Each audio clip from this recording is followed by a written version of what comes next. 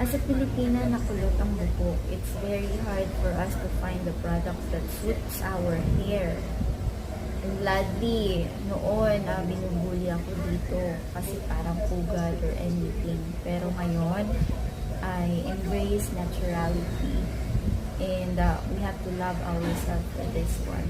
So, first one, to those curly girls na kagaya ko din, I have products here. Actually, nung una, Human Nature ang gamit ko. But then, every 6 months, binabago ko siya. Now, I'm using Curls, Zen Nutrients. So, this one, dahil medyo dry yung scalp ko, once a week ko lang siya ginagamit.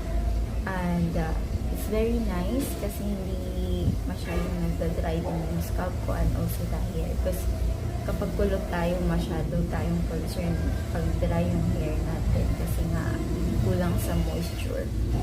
And after this one, so every week, although my routine is not like other curly girls na may wash day lang sila.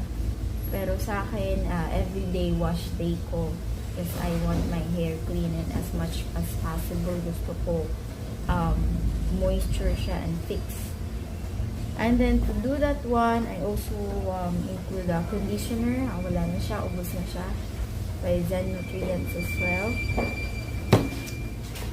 Together with leave-in conditioner. So this one, you don't have to apply gel afterwards or setting lotion for this. Kasi automatic na nagla-lock in na yung curls mo. So this is better.